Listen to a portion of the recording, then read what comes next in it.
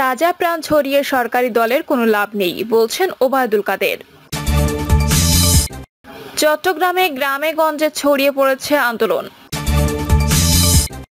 জানাবো আল্লাহর রহমতে আমি বেঁচে ফিরেছি বলছেন জাহাঙ্গীর আলম।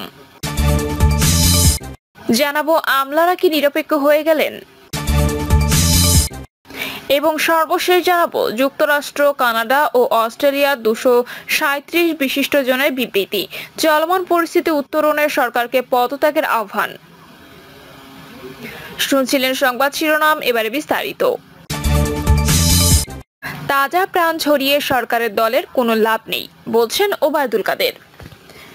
সাধারণ শিক্ষার্থীদের জিম্মি করে দেশের গণতন্ত্রকে যারা বাধাগ্রস্ত করতে চায় তাদের প্রতিহত করতে মুক্তিযুদ্ধের চেতনায় বিশ্বাসী সবার সম্মিলিত প্রয়াস আহ্বান করেছেন আওয়ামী লীগের সাধারণ সম্পাদক এবং সড়ক পরিবহন ও সেতুমন্ত্রী ওবায়দুল কাদের।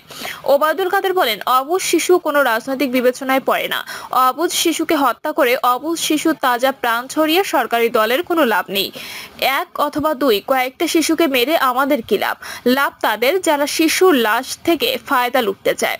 ইউনিসেফকে বলবো 32 শিশুর নাম ঠিকানা সহ জানতে চাই, এটা পেলে আমরা ব্যবস্থা নেব, সত্য খুঁজে বের করব।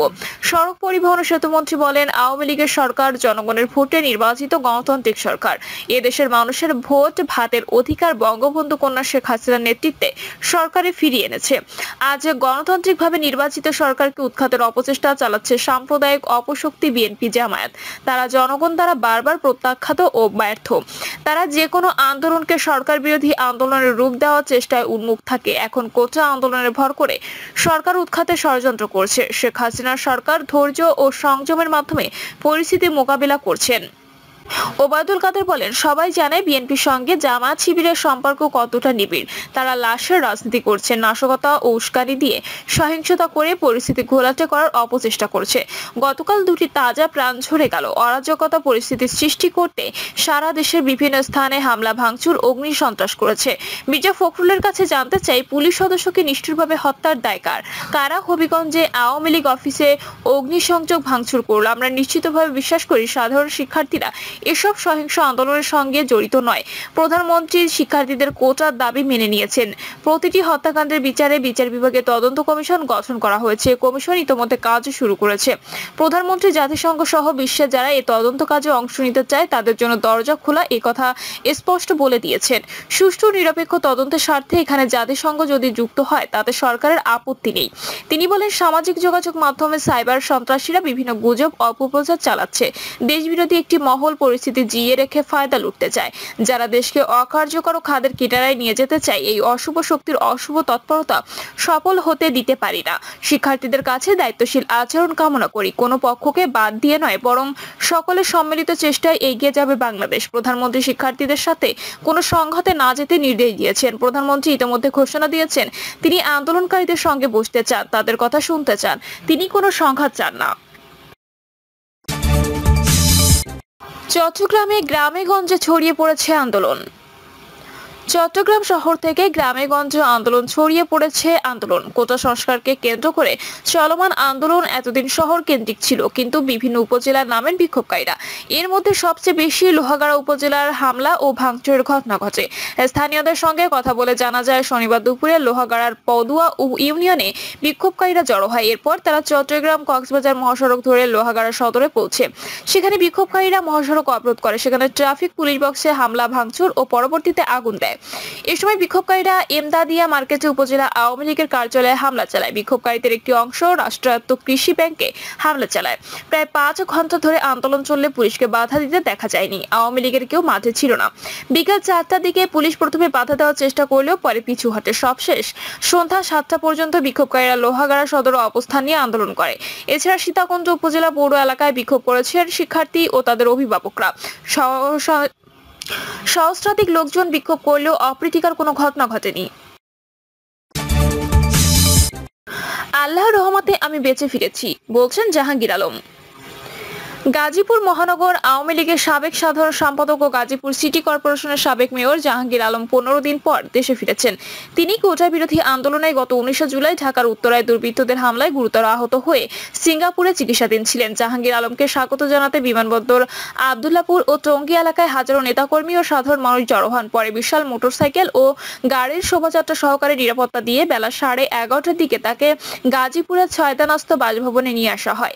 টঙ্গী থেকে তার বাসভবন পর্যন্ত বিপুল সংখ্যক মানুষ রাস্তার দুই পাশে দাঁড়িয়ে জাহাঙ্গীর আলমকে শুভেচ্ছা জানান। জাহাঙ্গীর আলম তার বাসভবনের সামনে উপস্থিত নেতাকর্মী সাধারণ মানুষের উদ্দেশ্যে বক্তব্য দেন। তিনি বলেন, আমাকে হত্যার জন্য উত্তরায় আমার উপর হামলা করা হয়েছিল। আল্লাহর রহমত এবং সকলের দোয়ায় আমি বেঁচে ফিরেছি। আমি মায়ের কোলে ফিরে এসেছি।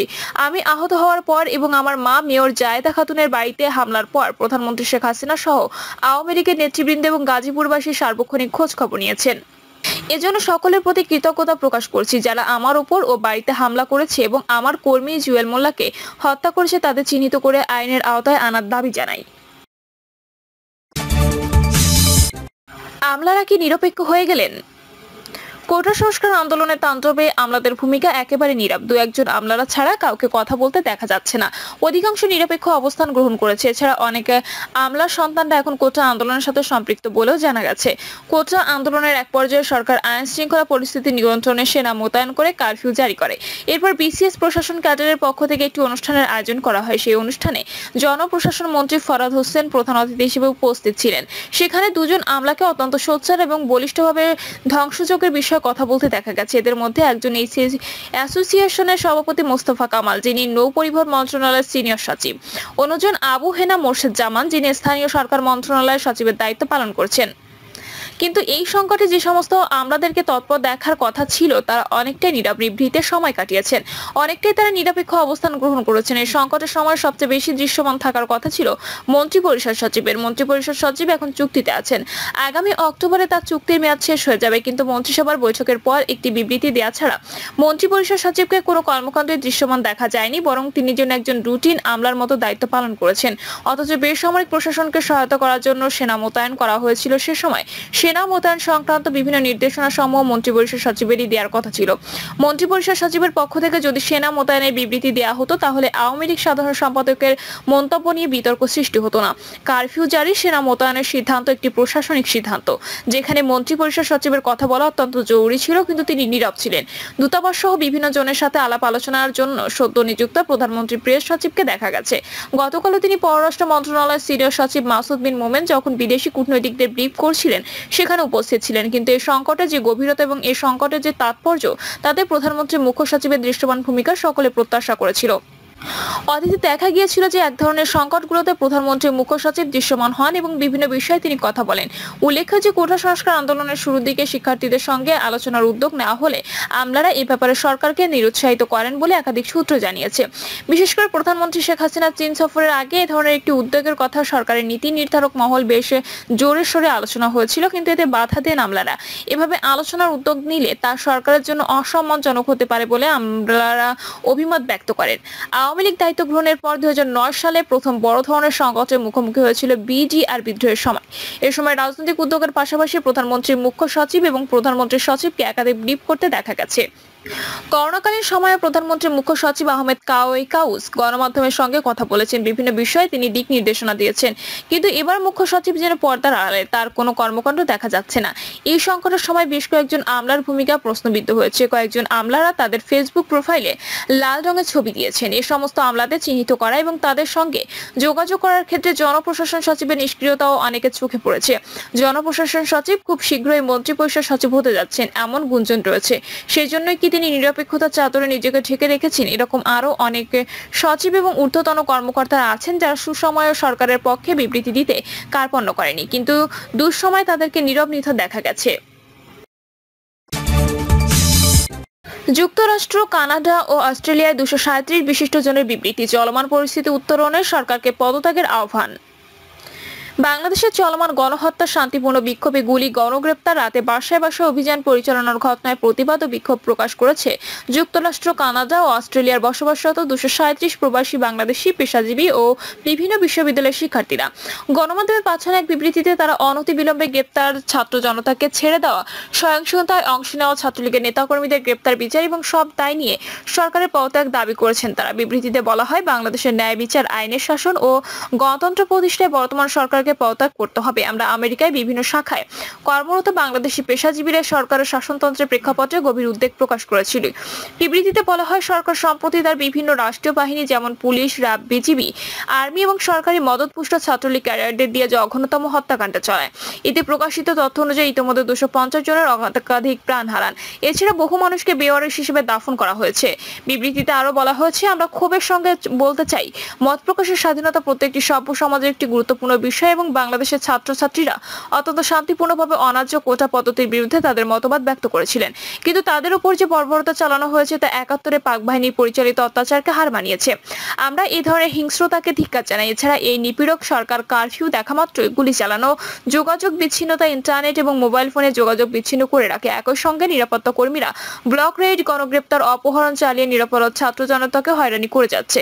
তারা আরো বলেন, আমরা দৃঢ়ভাবে বলতে চাই, বর্তমান কর্তৃত্ববাদী সরকার চলমান সংকটপূর্ণ অবস্থার জন্য দায়ী। আমরা সব নিরাপত্তা সংস্থা যেমন পুলিশ, র্যাব, বিজিবি, আর্মি এবং দায়িত্বশীলদের কাছে ন্যায় বিচার ও জবাবদিহিতা প্রত্যাশা করছি। যেহেতু সব গণতান্ত্রিক সংস্থা বর্তমান শাসক গোষ্ঠীর অধীনে ধ্বংস হয়ে গেছে, তাই তাদের বহাল রেখে গণতন্ত্রের প্রতিষ্ঠা এখন একটি দুঃস্বপ্ন। আমরা দায়িত্বহীন কণ্ঠে দাবি জানাচ্ছি, অনতিবিলম্বে স্বৈরাচারী শেখ হাসিনা সরকারের পতন হোক, যাতে করে বাংলাদেশের ন্যায় বিচার, স্বাধীন মত প্রকাশ, গণতন্ত্র এবং প্রাতিষ্ঠানিক সংস্কার সুনিশ্চিত হয়। প্রিয় দর্শক, এই ছিল এখনকার সর্বশেষ সংবাদ। আপডেট সব সংবাদ পেতে চ্যানেলটি সাবস্ক্রাইব করে বেল আইকনটি ক্লিক করে রাখুন।